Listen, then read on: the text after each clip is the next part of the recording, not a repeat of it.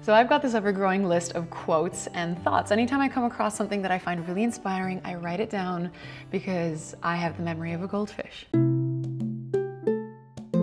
This list is getting longer and longer by the day. I refer to it every time I need a boost of inspiration or just some motivation, and I want to share some of my favorite ones with you today, especially the ones that have helped me to adopt more of a positive mindset. So let's get started. Mindset number 1, focusing on possibilities in place of limitations. We have all done this, saying I can't pick up that creative hobby because I'm not talented enough, or I don't cook because I just don't know how, or I'm not going to go out and try making new friends because I am not likable or funny.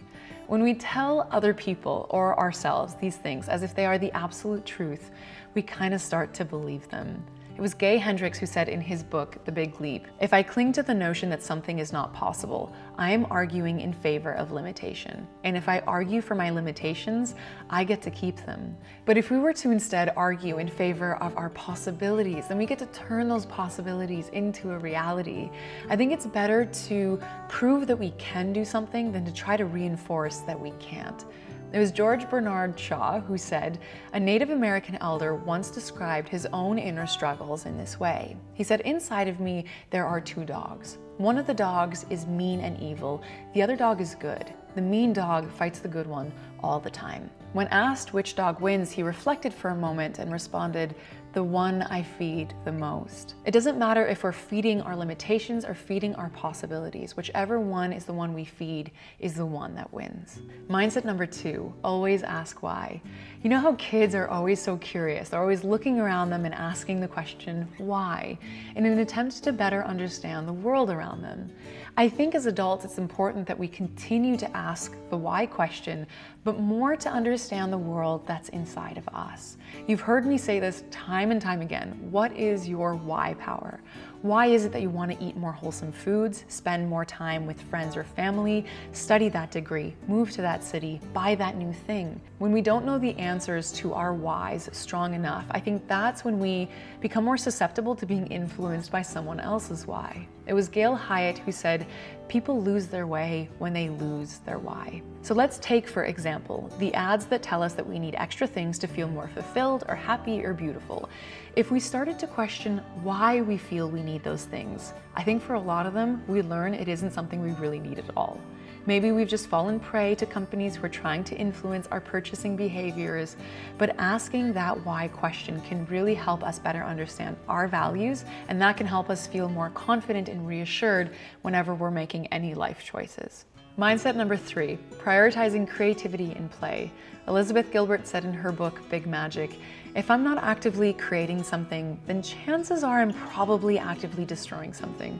Myself, a relationship, or my own peace of mind." This was the first audiobook I ever listened to, and I listened to it in a moment in my life when I was really busy. I was both working and I was studying, and when she suggested the importance of being creative, I totally shrugged it off because I felt like there were better things I could do with my time, and I also just didn't feel like a creative person. I thought it wasn't for me. I couldn't even draw stick people. But we were all once upon a time kids who, when given a box of crayons or some paint, we loved to express ourselves freely. And I think we lose some of that when we get older and we try to conform and fit in.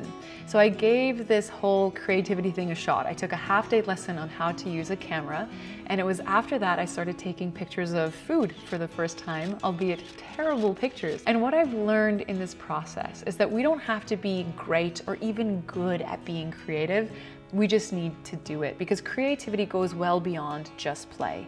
It helps us think differently, problem solve differently. It helps us build confidence and resilience, and it can come in so many different forms: writing, knitting, cooking, filming, singing, dancing, and playing sports. Anything that feels like a unique form of self-expression, anything that helps us reconnect with that inner child. Mindset number 4, small steps lead to big changes. We live in a culture that's full of things like crash diets and songs about getting rich quickly, and so we tend to want big results and we want them fast. But we also know that those quick and dirty strategies, they usually just bring us right back around to square one, and sometimes even leave us worse off than where we were when we began. It was Darren Hardy who said in his book, The Compound Effect, "You will never change your life until you change something you do daily.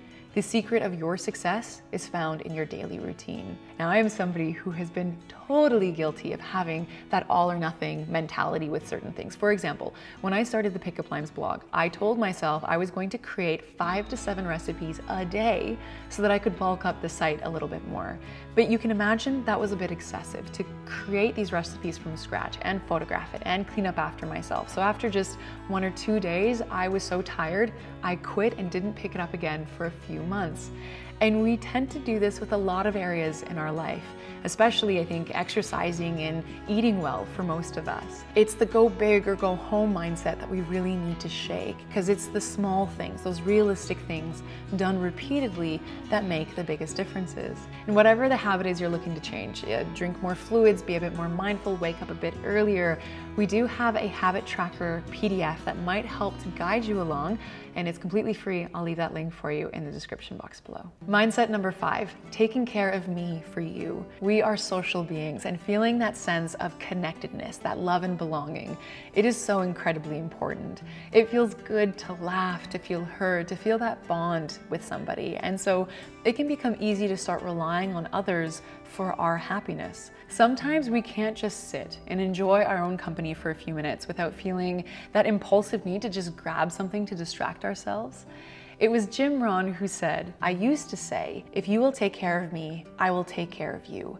Now I say, I will take care of me for you if you will take care of you for me." And I think this also bleeds into the digital realm for some of us. We feel the highs and lows that come with likes and comments on our posts. We look to those things for our happiness, and we look at those stats as a measure of our self-worth. But just like in physical relationships, if we can learn the importance of taking some time away every so often to check in with ourselves, to do things that make us feel worthy without needing that external validation, I think when we can do that, we can share more of our authentic selves. We'll have more of ourselves to give.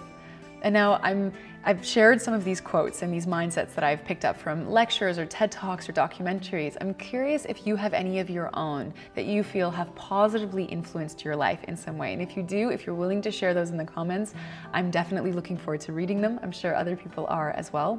And I also want to take a brief moment to thank Audible for partnering with us on today's video. A lot of the mindsets that I've adopted and that I've shared with you today have come from audiobooks that I've listened to. I get so much inspiration from these books when I'm just going on my walks or I'm commuting, and they're usually experts in their field of psychology, or they've done research on happiness, or they're successful entrepreneurs.